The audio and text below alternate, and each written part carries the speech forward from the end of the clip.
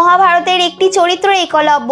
স্বার্থের হাঁড়ি কাটে বলি হওয়া এই ধনুর্ধরের উপস্থিতি খুব সামান্য সময়ের জন্য হলেও তা মানুষের মনে এক বিশেষ স্থান অধিকার করে নিয়েছে। কিন্তু কে ছিলেন এই একলব্য?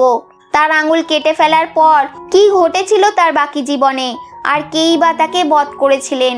মহাভারত গ্রন্থ থেকে একলব্যের সম্বন্ধে তেমন বিশেষ কিছু জানা যায় না। যেটুকু জানা যায় তা হলো তিনি ছিলেন ভিল আদিবাসীদের নিষাদ নামক একটি রাজ্যের রাজা হিরণ্যধনু ও রানী বিশাখার সন্তান। একলব্য চেয়েছিলেন নিজেকে বড় ধনুর্ধর হিসেবে প্রতিষ্ঠা করতে, তাই অস্ত্র শিক্ষা নিতে অনেক আশা নিয়ে রাজকুমারদের শিক্ষক দ্রোণাচার্যের শরণাপন্ন হন তিনি। কিন্তু গুরু দ্রোণাচার্য একলব্যের শিষ্যত্ব প্রত্যাখ্যান করলেন। দ্রোণাচার্যের এরকম আচরণের মূল 4টি কারণ ছিল। প্রথমত, একলব্য ছিলেন শূদ্রের সন্তান। দ্বিতীয়ত, রাজপরিবারের গুরুদেব বাইরের কাউকে শিষ্য হিসাবে গ্রহণ করার পরম্পরা তখনকার দিনে ছিল না। তৃতীয়ত, গুরু দ্রোণাচার্য পাঞ্চাল রাজ দ্রুপদকে পরাজিত করার জন্য অপ্রতিদ্বন্দ্বী হিসেবে প্রস্তুত করছিলেন অর্জুনকে, তাই একলব্যকে শিক্ষা দেওয়াটাও তার প্রতিশোধ নেওয়ার পথে বাধা হয়ে দাঁড়াতে পারে। এবং চতুর্থত, একলব্য ছিলেন নিষাদ রাজের পুত্র। নিষাদরা ছিলেন জরাসন্ধের মিত্র শক্তি।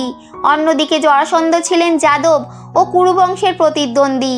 তাই যতই রাজপরিবারের অস্ত্রগুরু হন না কেন, দ্রোণাচার্য এই এত বড় বড় বাধার দেওয়ালগুলো ডেঙাতে পারেননি। তবে হারও মানেননি একলব্য। গুরু দ্রোণাচার্যের প্রতিও বীতশ্রদ্ধ হননি তিনি, বরং গহীন বনে দ্রোণাচার্যের মূর্তি গড়ে তার সামনেই শুরু করলেন অনুশীলন। দিনের পর দিন তার কঠোর অধ্যাবসায় আর অনুশীলনের ফলে একের পর এক রপ্ত করতে থাকেন অস্ত্রবিদ্যার কঠিন থেকে কঠিনতম কৌশল।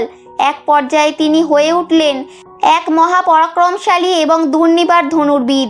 একদিন অস্ত্র শিক্ষা করার সময় রাজকুমারদের একটি কুকুর বারবার শব্দ করে তার অনুশীলনে ব্যাঘাত ঘটাচ্ছিল। তাই তিনি তার মুখে এমনভাবে একটি বাণ নিক্ষেপ করেন যাতে তার প্রাণহানিও না ঘটে, আবার শব্দও না করতে পারে।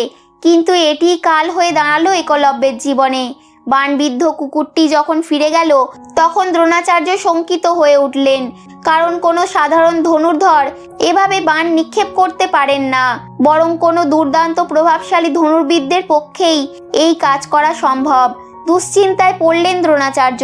তবে কি তিনি অর্জুনকে শ্রেষ্ঠ ধনুর্ধর হিসেবে গড়ে তুলতে পারবেন না? রাজা ধ্রুপদের বিরুদ্ধে তার প্রতিশোধ নেওয়াটা কি সম্ভব হবে না? প্রশ্নের পাহাড় মাথায় করে সেই নাম না জানা ধনুর্বিদকে খুঁজতে বেরোলেন দ্রোণাচার্য। কিন্তু এ তো সেই একলব্য যাকে তিনি প্রত্যাখ্যান করেছিলেন। এত অল্প সময়ে সে কিভাবে এত দক্ষ তীরন্দাজে পরিণত হলো? দ্রোণাচার্যের মাথায় যখন এরকম হাজারো প্রশ্ন ঘুরপাক খাচ্ছে, তখন হঠাৎ একলব্য এসে দ্রোণাচার্যের পদস্পর্শ করে আশীর্বাদ নিলেন। বিস্ময়ের ঘোর কাটিয়ে দ্রোণাচার্য জিজ্ঞাসা করলেন, কুকুরটিকে কি তুমিই বাণবিদ্ধ করেছো?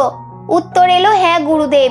গুরু দ্রোণাচার্য আবারও প্রশ্ন করলেন, আমাকে গুরুদেব বলছো কেন? একলব্য তখন দ্রোণাচার্যকে তার মূর্তিটি দেখালেন আর বললেন, হ্যাঁ, আপনিই আমার গুরুদেব। আপনার মূর্তিকে গুরুদেব মেনে আমি আমার অধ্যাবসায় আর অনুশীলন চালিয়েছি।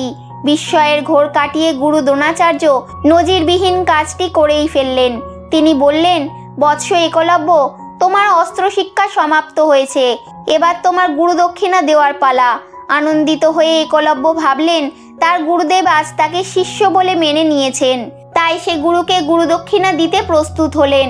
দ্রোণাচার্য গুরুদক্ষিণা হিসেবে চাইলেন তার বৃদ্ধাঙ্গুলি, যেটিকে ছাড়া কোনো তীরন্দাজের পক্ষেই বাণ চালানো সম্ভব নয়।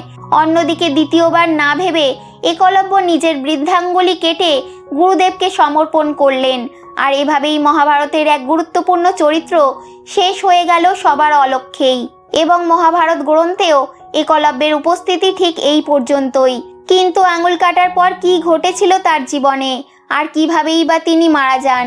হরিবংশ পুরাণ মতে যাদবশ্রেষ্ঠ বাসুদেবের দেবশ্রবা নামের একজন ভাই ছিলেন। এই দেবশ্রবার যখন পুত্র সন্তান হয়, তখন আকাশবাণী ঘটে, যদুবংশীর হাতেই এর মৃত্যু হবে। এই আকাশবাণীতে ভয় পেয়ে পুত্রের প্রাণ রক্ষা করার জন্য দেবশ্রবা তার পুত্রকে নদীতে ভাসিয়ে দেন। ভাসতে ভাসতে সেই শিশু মগধ রাজ্যের বনে পৌঁছালো। সেই বনের নিষাদরাজ হিরণ্যধনু তাকে নিজের পুত্র রূপে পালন করেন আর তার নাম রাখেন একলব্য। আর যদুবংশের মতো মহান বংশে জন্মানোর জন্যই একলব্য এত প্রতিভাবান এবং দুর্ধর্ষ ধনুর্ধর ছিলেন। হরিশঙ্কর জলদাস তার একলব্য বইতে বলেছেন, গুরু দ্রোণাচার্যকে নিজের বৃদ্ধাঙ্গুলি দক্ষিণাস্বরূপ দেওয়ার পর একলব্য তার ডান হাতের বৃদ্ধাঙ্গুলি ছাড়াই অনুশীলন চালিয়ে যান। কালক্রমে মহাভারতের শেষ ভাগে যখন কুরু ও পাণ্ডবদের মধ্যে মহাযুদ্ধের সূচনা হয়, তখন তিনি কৌরবদের পক্ষে যোগ দেন, কারণ গুরু দ্রোণাচার্য ও পাণ্ডুপুত্র অর্জুনের প্রতি তার মনে তীব্র ক্ষোভ দানা বেঁধেছিল, কারণ অর্জুনকে শ্রেষ্ঠ ধনুর্ধর হিসেবে প্রতিষ্ঠিত করতেই দ্রোণাচার্য তার সাথে নিষ্ঠুরতম কাজ করেছেন। সেই সময়ে দ্রোণাচার্যের থেকে প্রত্যাখ্যাত কর্ণও তার প্রতি সমব্যথী ছিলেন, কারণ তিনিও একলব্যের মতো ক্ষত্রিয় না হওয়ার জন্য শিক্ষা পাননি। যুদ্ধে কৌরবদের পরাজয়ের পর তিনি তার আবাসস্থল অর্থাৎ জঙ্গলে ফিরে যান। হরিবংশ পুরাণ আরও বলছে, বহুকাল পরে ভগবান শ্রীকৃষ্ণ তার মামা কংসকে বধ করেন। তখন কংসের শ্বশুর জরাসন্ধ শ্রীকৃষ্ণের প্রতি চরমভাবে ক্রোধিত হন। মগধের এই সম্রাট কংসবধের প্রতিশোধ নেওয়ার জন্য 17 বার মথুরা আক্রমণ করেন এবং প্রত্যেকবারই গুরুতরভাবে পরাজিত হন।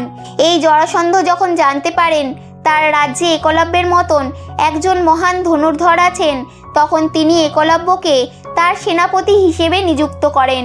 সেনাপতি হিসেবে নিযুক্ত হওয়ার পর একলব্য যুদ্ধক্ষেত্রে যাদব সেনাবাহিনীর একটি বড় অংশ ধ্বংস করে দেন।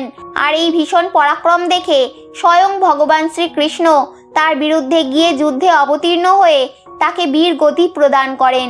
আর এইভাবেই একলব্যের জীবনের সমাপ্তি ঘটে।